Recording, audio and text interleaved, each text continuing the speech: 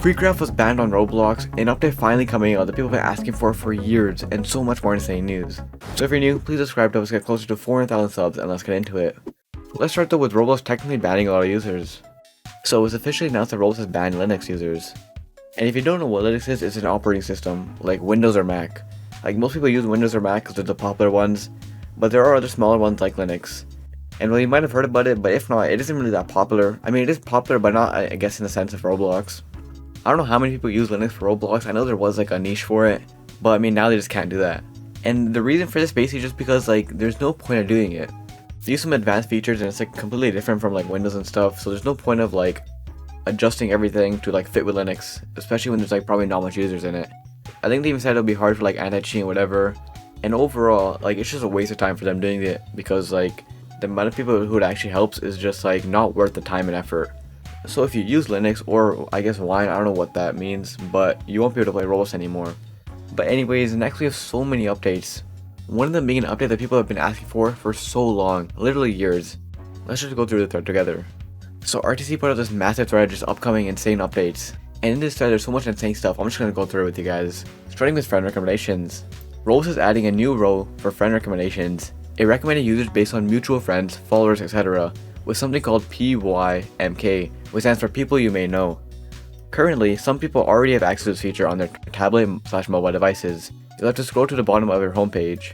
And I mean, yeah, as we can see here, it just has like a thing with being like people you may know. So this is based on how many mutual friends you share.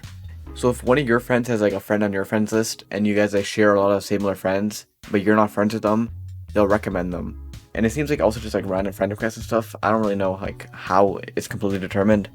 They mentioned that people currently have access to the feature, but I swear this was happened like months ago. But overall, I guess this is pretty cool. Not a bad feature.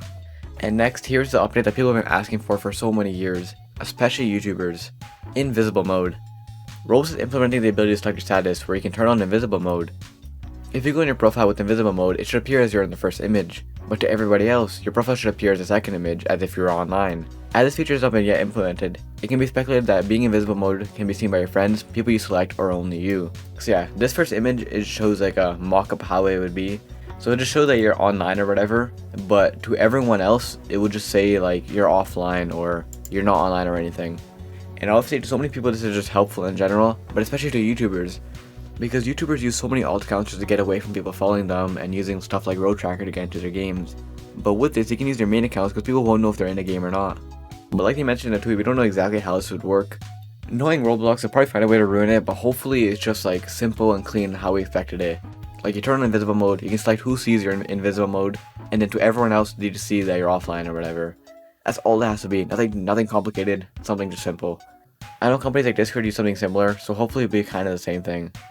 And next, call details. So if you guys remember like a little bit ago now, we got the news that we might be able to call people on Roblox soon. And we didn't even know how it worked or like what it's going to be like, but we have some updated information. If you have a verified phone number, you may be able to call players from your phone's contact list on Roblox and play together. It shows an associated game ID on the code, meaning you'll have some involvement with identifying games.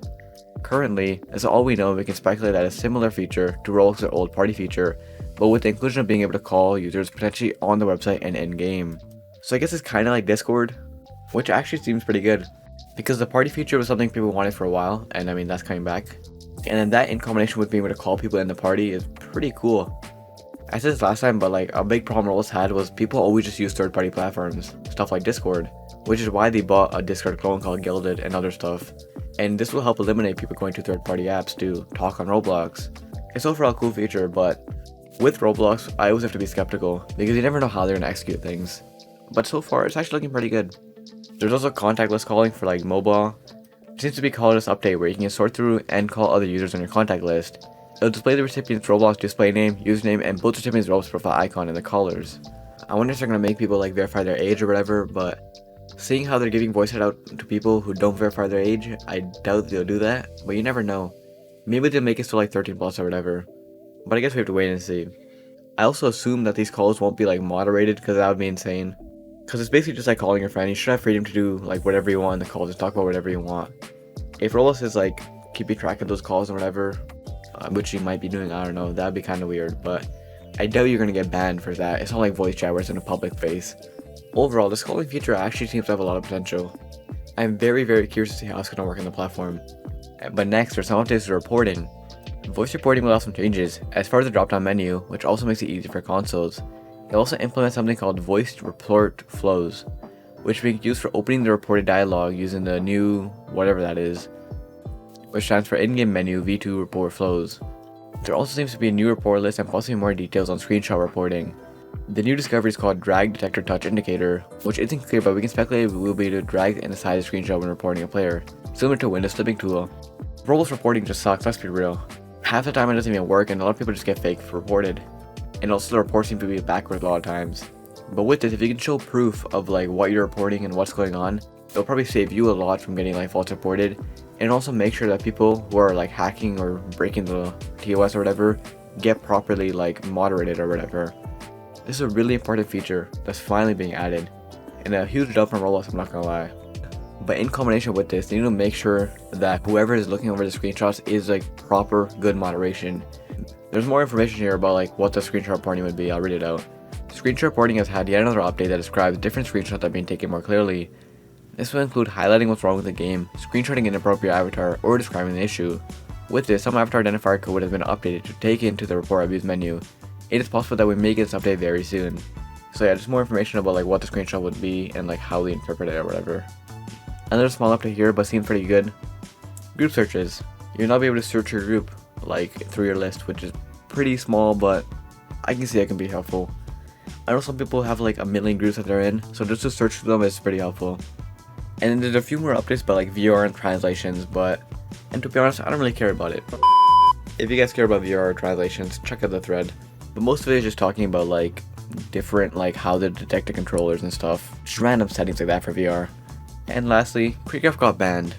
So he put it this way, just saying F, and in it, he had a disconnected note saying, "You're kicked from this experience. You've been banned due to a violation of our community guidelines.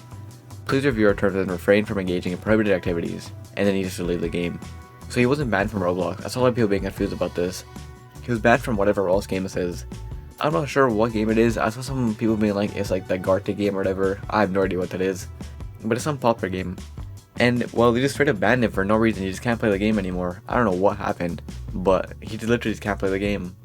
Maybe it was an accident, maybe they didn't want to ban KreekCraft, or maybe he did actually like break the rules in some way and didn't realize. But just to be clear, he's not banned on Roblox. I saw so many comments being like, oh my god, he's banned on Roblox or whatever. But it's just this game. If you go to his profile, it's still up or whatever. Unless he got banned for like 3 seconds, you never know. This is just pretty random though. Like, I feel like we rarely see people, or YouTubers especially, getting banned from games specifically. Because I think they have to go out of their way to actually ban the players and like make sure they can't join the game again. And out of all players to get banned, banning KreekCraft's kind of insane, but I guess if you broke the rules, you broke the rules. Or is an accident. And if you enjoyed, check out for the rules might have been banned in other countries. See you in the next one.